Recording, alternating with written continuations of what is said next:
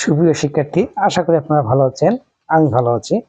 আমি তোমাদের মৌলিক ব্যষ্টিক অর্থনীতি এবং মৌলিক সামষ্টিক অর্থনীতি যে গুরুত্বপূর্ণ সাজেশন দিয়েছি, ইনশাআল্লাহ এগুলো থেকে আপনারা সুন্দরভাবে কমন পেয়েছেন। ঠিক অনুরূপভাবে আমি ম্যাথের কিছু গুরুত্বপূর্ণ ক্লাস দেব বা অঙ্ক দিব। অঙ্কগুলো তোমরা দেখলে আশাবাদী যে সফল হবেন। এখন আমি 1 থেকে 7টি অঙ্ক দিয়েছি।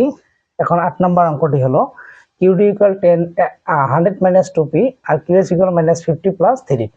ভারসাম্য দাম ও পরিমাণ নির্ণয় করো। বিক্রেতার উপর একক প্রতি কত টাকা কর আরোপ করলে ভারসাম্য দাম 5 টাকা বৃদ্ধি পাবে, আর বিক্রেতার উপর কত টাকা কর আরোপ করলে 20% বৃদ্ধি পাবে। মানে 20% কর আরোপ করলে ভারসাম্য দাম কত পার্সেন্ট? 20% বৃদ্ধি পাবে। একক প্রতি কত টাকা কর আরোপ করলে কত টাকা ভর্তুকি প্রদান করলে ভারসাম্য দাম 2 টাকা হ্রাস পাবে। এই অঙ্কটি খুবই গুরুত্বপূর্ণ। আশাবাদী তোমরা করলেই এরকম একটা অঙ্ক কমন পাবেনই।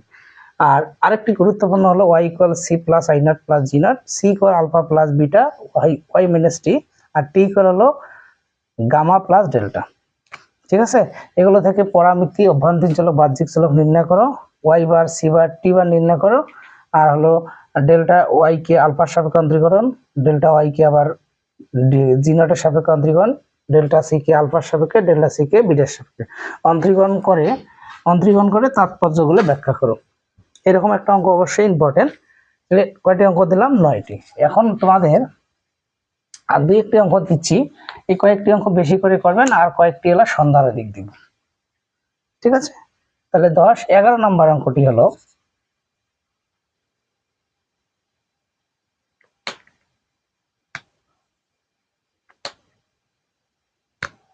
11 নম্বর অঙ্কটি এইভাবে করবেন। TC ইকুয়াল, মনে করেন x³ plus 60x plus 10x plus 5 এরকম দেওয়া থাকবে। এরকম একটা অঙ্ক দেওয়া থাকবে, বুঝতে পারছেন? এখন এখান থেকে এসি যাবে, টিসি যাবে, এসি যাবে, এমসি যাবে, এফসি যাবে, টিএফসি যাবে, টিভিসি যাবে, এবিসি যাবে।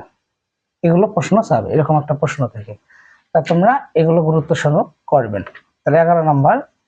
আর 12 নম্বরটা হবে তোমাদের এরকম চাবে একটা। আর 12 নম্বর অঙ্ক একটা দিই। 12 নম্বর অঙ্ক একটা এরকম অঙ্ক দেওয়া থাকবে। সেটি হলো,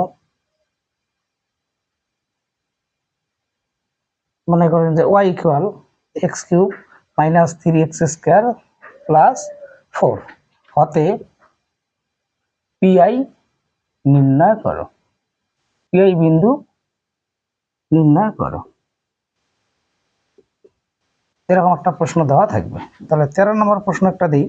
তাহলে PI মানে অনমনীয় বিন্দু, PI মানে অনমনীয় বিন্দু, বিন্দু নির্ণয় করো। হ্যাঁ, তাহলে PIও চাইতে পারে, অনমনীয় বিন্দু চাইতে পারে। তাহলে এরকম একটা অঙ্ক গুরুত্বপূর্ণ সহকারে দেখবেন। ঠিক আছে, আর ইউ সমান দেওয়া আছে, মনে করেন ইউ সমান হলো x² প্লাস 5x, না 2x প্লাস 5x, বাদ দেন। ইউ সমান দিলাম, কত দিলাম?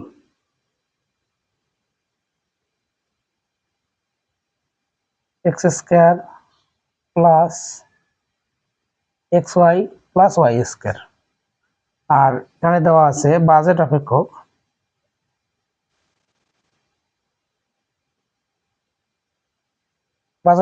দেওয়া আছে 2x প্লাস 5y ইকুয়াল, মনে করেন 200 হতে সর্বোচ্চ উপযোগ নির্ণয় করো।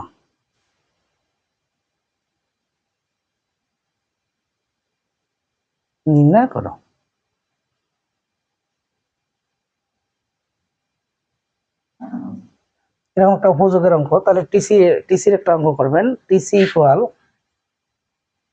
হলো x³ প্লাস 60x², মানে x³ plus 60x² plus 10x plus 50। আর AC, MC, FC, TFC, TVC, ABC নির্ণয় করো। এগুলো কত বা what. R x³ - 3x² plus 4x PI নির্ণয় করো। আর এখানে ল্যাগ্রেঞ্জের একটা অঙ্ক থাকবে, এরকম একটি অঙ্ক থাকবে। তাহলে 12টি 13 নম্বর। এখন আমি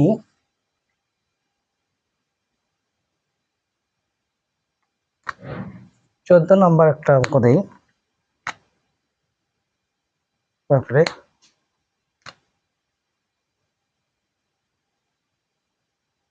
14 y ইকুয়াল এরকম একটা অঙ্ক থাকবে x প্লাস 1 x মাইনাস 1 হতে এটা নির্ণয় করো। এটা ইম্পর্টেন্ট প্রশ্ন। তারপরে 15 নাম্বারটা দিলাম। 15 নাম্বার একটা অঙ্ক থাকবে square plus 2xy plus y square হতে মোট অন্তরক নির্ণয় করো।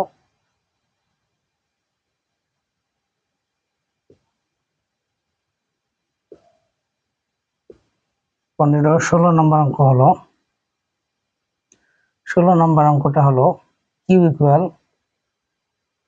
ইকুয়াল এ এল আলফা কে বিটা অথবা কিউ ইকুয়াল এ এল 0.75 কে মানে 0.25 হতে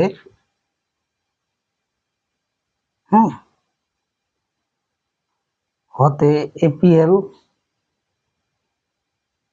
এমপিএল এপিকে এমপিকে নির্ণয় করে 1 নম্বর প্রশ্ন।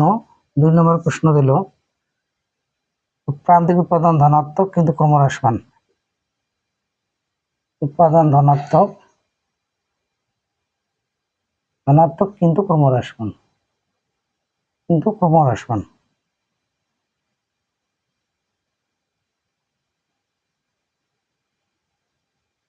আর এটা থেকে চাইলে ইউলারের তত্ত্ব নির্ণয় করো।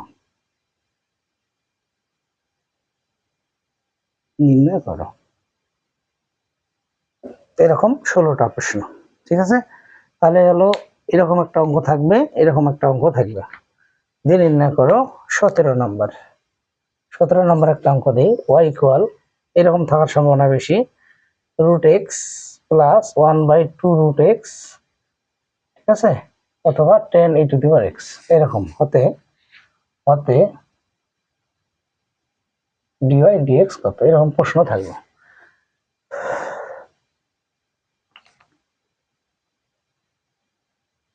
এই 17টি অঙ্ক দিলাম, পরবর্তী ক্লাসে বাকিগুলো অঙ্ক দেব।